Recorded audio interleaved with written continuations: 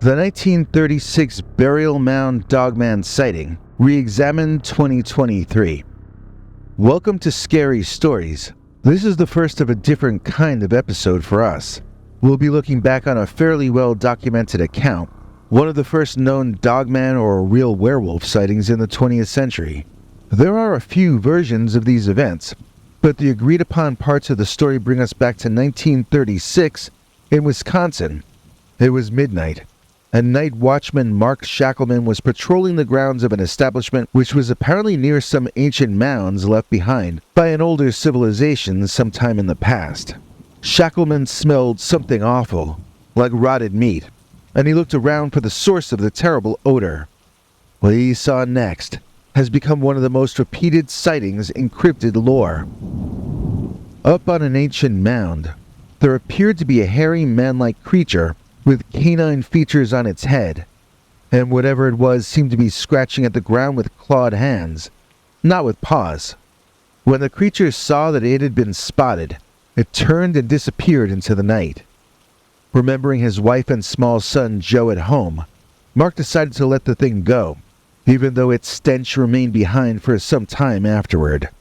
The place where the creature had been scratching showed that it had left behind scratches in groups of 3, as though its thumb and pinky were either curled under or atrophied.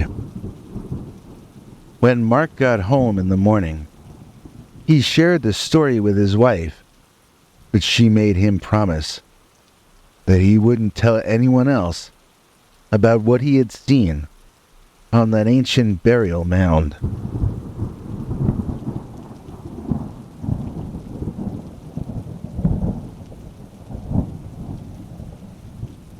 The next night, Mark Shackelman bravely made his rounds again, and around midnight, he once again smelled that horrible death odor. Yet another time, he discovered the dogman or werewolf up on that mound, but this time it stood up and did not back away from Shackelman's approach. In fact, that was when the talking dogman uttered his famous word or phrase, Gadarah, with the accent on the second syllable. Gadarah. And then he disappeared, once again leaving behind that odor. Shackelman said he did smell that terrible stench again on more than one occasion, but he never again saw the creature. That's the popular legend, as I knew it and most others probably know it as well. But where did that story come from? Where did it actually take place, if it is true? Was Mark Shackelman a real man? And how did this story come to be an accepted part of the lore? To say something happened in 1936 is one thing, but when was it first reported? In what way and to whom was it told? And who first wrote it down? Did any of the people involved have a reason to exaggerate or lie? Has anyone taken the initial reports and spun them into wilder tales than they originally were? To begin finding answers, I started with a Google search, or maybe it was DuckDuckGo, and I clicked the top link, which was a listverse article listing their top story as the 1936 Mark Shackelman story. Now, they say right in their headline that it happened in Racine, Wisconsin. I went to Google Maps and looked at Racine. It's right on the water of Lake Michigan, a ways south of South Milwaukee. They also say it happened on the grounds of St. Coletta Convent, where Shackelman worked as a night watchman. So I looked for a St. Coletta's convent, and I found nothing in Racine. There's a St. Coletta's school in Jefferson County, Wisconsin, which is to the northwest. So next I searched for convents in Racine, and I got these. 4 of them are Dominican sisters, and there's also the Sisters of St. Rita's, and the award for best name definitely goes to the Abbey of the Brew City Sisters of Perpetual Indulgence. Perpetual Indulgence of Brew sounds mighty religious to me. Anyway, no St. Coletta's convent here in Racine, but this list-first article was fact-checked by Darcy Heikkinen, so how could it not be true, right? Not wanting to lose my faith in the list verse just yet, I decided 1936 is nearly 100 years ago, so maybe the convent moved out of Racine in that time.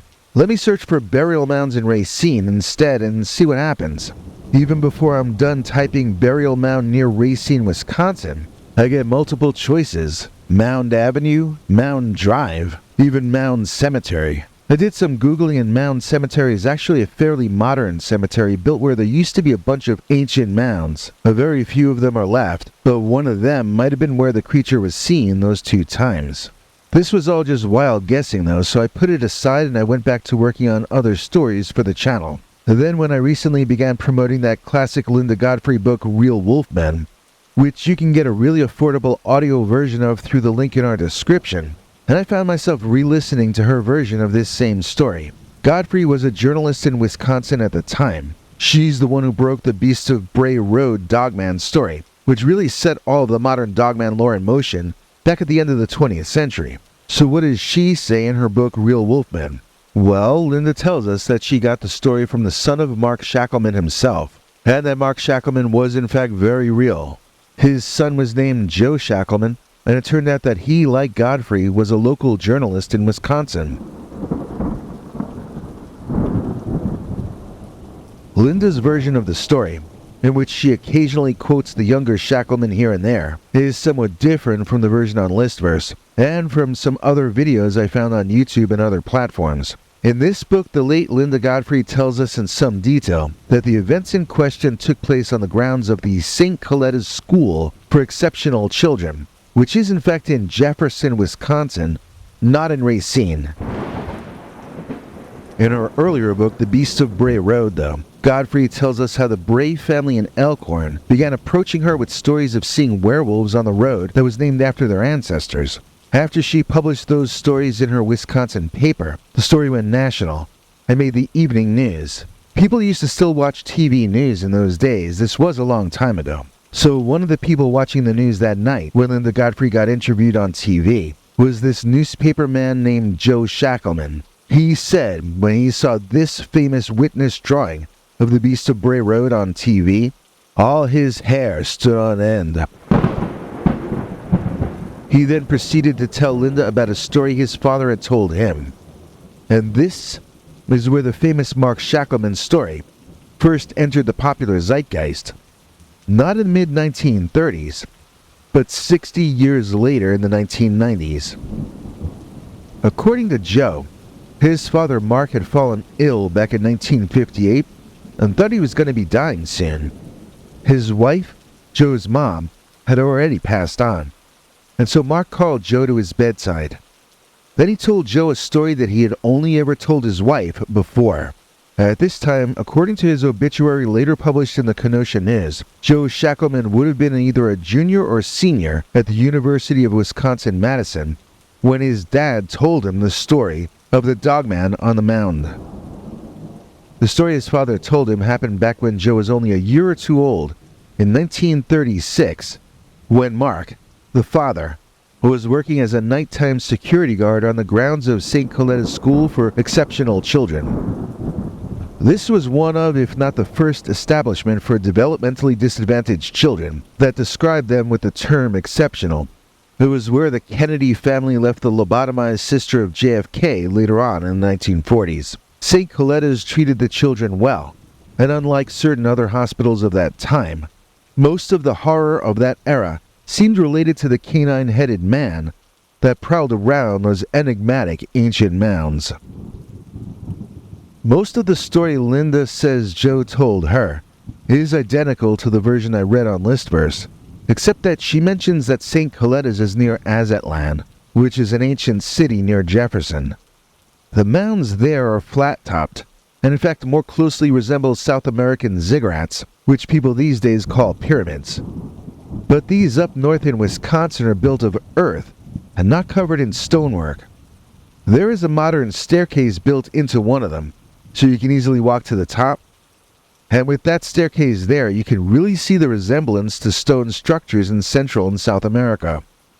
They have reconstructed a fence that seems to have been there behind the mound in ancient times. And it seems as though the mound was a lookout point and a defense position in the old days.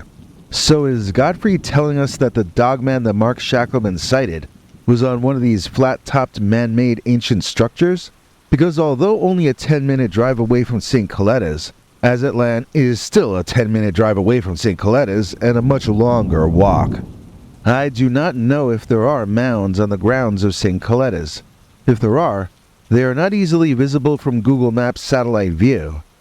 So is it possible that the creature was seen while walking to or from work? Could the story have been remembered slightly wrong in that sense, since it had been almost 20 years since it happened when Mark told Joe, and well over 30 years when Joe told Linda? A question Godfrey raises is whether the creature had a tail or not.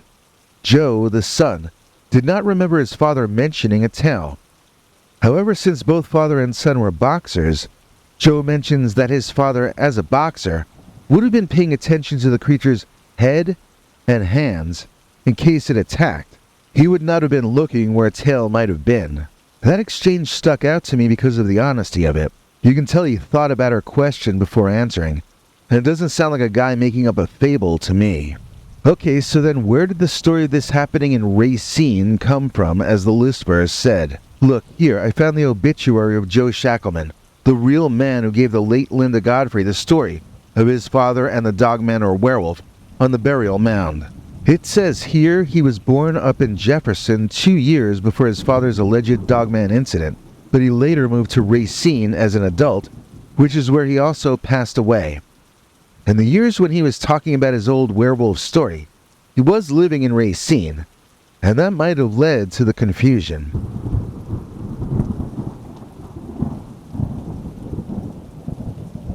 Before we move on, let's gloss over some of the obituary of this man, the son of Mark Shackelman. Who was he? Would he be motivated to make all this up? Well, it seems Joe Shackelman, the son, was a boxer and a devout Christian who grew into a true old-school journalist in the 20th century sense, where he went after organized crime figures in Wisconsin and risked retribution for his stories. When he retired from putting his life on the line to get the truth out there, he wrote self-published books about God and faith. There's no mention of the dogman or werewolves in this obituary. He clearly never profited off the story. It doesn't seem like the kind of guy who would even repeat a story like this. The more I learn, the more mystified I become. This Joe Shackelman's obituary from the Kenosha News. You can see they talk about how he was one of the good guys. He believed in holding the bad guys accountable. He tracked down stories on organized crime in Kenosha, sometimes putting himself in danger in the process. This doesn't sound like the kind of a guy who makes up stories about monsters. He was a union man. He worked on the union newspaper for years, was the editor of the labor paper for years. Died in his Racine home. It says after serving 2 years in the Army, he attended and graduated from the University of Wisconsin-Madison in 1959 with a degree in journalism. He got married a year earlier. The year earlier, that's the year his dad told him the story in the first place. Although he lived in Racine, Joe was deeply invested in Kenosha. He was a member of many civic organizations and social agencies, such as the Salvation Army Advisory Board, Crime Stoppers, and the Kenosha Area Economic Development Council. His daughter Diane believed the nature of her father's work was the reason that they lived in Racine. He was an investigative reporter, and he was protecting us, she said. In 1979, Joe decided to take up bicycle riding. He wrote consistently until a month before he died. To Joe, writing was something of a sacred duty, his family members said. For the labor paper, he had a platform with which he could share his faith and his investigative work. He felt he could shine a light in the dark. He put his heart and soul into the labor paper, and he loved Kenosha. Now, does that sound like a guy who's making up stories about monsters? I don't think so. The more you know about this guy Joe Shackelman, the more I believe his dad's story. Why would a distinguished local resident like this gentleman want to talk about his dad seeing a Wolfman in 1936 unless he really believed it to be true? Joe was putting his reputation as a journalist, which was a respected profession in those days, on the line. He retired in 1999, and although he wrote multiple books after that, none of them were about the dogman. They were about Christianity. He doesn't have anything else in his entire life that's anything but mainstream and distinguished. And yet he is on record insisting that his father saw a werewolf who said Gadarah at him. Godfrey tells us a story about that word, Gadarah, if it is in fact a word. This was the name of a place near where Jesus is said to have exorcised a legion of demons out of a man in the Bible. There are different versions of the same story in the New Testament, including one in which the demons became pigs who jumped off a cliff. The possessed man was said to be living inside the tombs in the cliffs, alongside the remains of the deceased. So is the werewolf or dogman who apparently said Gadarah. Godfrey tells us that Lauren Coleman also noted that same synchronicity or coincidence. I don't know if it's meaningful or not. Possibly the dogman was only barking or growling. Maybe it only sounded like he was saying something. On the other hand, maybe he was referencing the Bible. I don't know. I wasn't there. One of my remaining questions is, where did the idea of this happening on the grounds of a convent come from? Once again, we have to go back to an earlier Linda Godfrey book entitled The Beasts of Bray Road, and we get a lot more answers from there. In fact, it seems that book is the Rosetta Stone for unraveling a lot of this mystery. Godfrey refers to the School for Exceptional Children as St. Coletta's Convent, and so that has to be where Listverse and the other online stories about this case have to have been taken from. But it's not in Racine, it's to the northwest in the woods of Jefferson. Linda mentions that an article was once published with a transcript of her interview with Joe Shackelman. I would so love to get to read that myself. I think it would answer a few more questions for me. Like, why do both Joe and Linda keep referring to Mark Shackelman looking at the creature eye to eye, and seeing that they were the same height? Wouldn't the creature have been up on a mound? Up on a hill? Does that mean Shackelman also climbed up the mound to get on the same eye level? I don't understand what they're saying in that spot. And sadly, both Linda Godfrey and Joe Shackelman are no longer here to ask them directly. Well, I think we've uncovered what we can for now. And nothing I've found makes me believe the story less. In fact, I can't find any sign of profiting off this old tale by either of the Shackelmans. It's not like Joe started appearing at monster conventions and signing autographs. Instead, he was writing books about his relationship with God. I don't see a motivation for him to lie about the story. And I'm not sure why his father would have made up a deathbed confession either. The elder Shackelman recovered and lived on until 1974, elaborating on the story over the years in private with his son, but never changing the story. And his son Joe, the investigative journalist, fully believed what his father said. So maybe we should, too.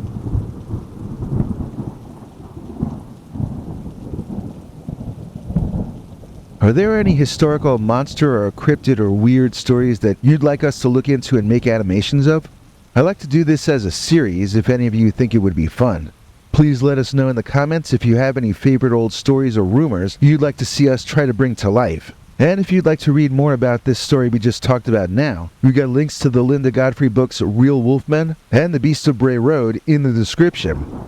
If you buy either of them at that link, we get a kickback of some sort. The audiobook version of Real Wolfmen is only $6 at the time I'm making this video, so that's an incredible deal. Thanks for watching, and now here's Bigfoot to tell us who today's executive producer is. Biggie?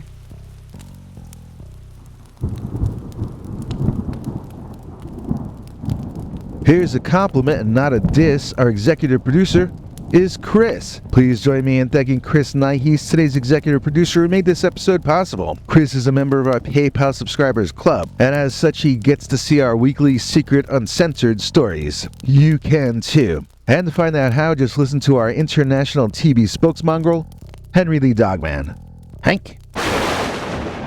Thanks, Biggie. And thanks to all of you for watching this far. If you liked it, please click like. If you'd like to see more of our work, please subscribe. And also click that bell icon if you'd like to be notified when we put out a new episode. To become an executive producer, you can donate to us through the thanks button under each of our videos or through our paypal.me/PeterBernard209 page. To receive cool perks like secret uncensored Dogman episodes far too wild to ever run on this channel, you can become a YouTube channel member by clicking the join button. Or join our PayPal subscribers club at peterbernard.com. Joining either at the $3 a month level or above gets you access to our over 25 hours of secret uncensored Dogman stories available nowhere else. Do you have a scary story about Dogman or some other kind of high strangeness that happened to you? Let us know by emailing us at scarystoriesnyc@gmail.com or by leaving us a voicemail message at 804-LA-SCARY. You may need to call back on that one. It cuts off after, I think, 3 minutes. And if you don't want to do any of that stuff, thank you for simply watching to the end. Good night, and have a scary tomorrow.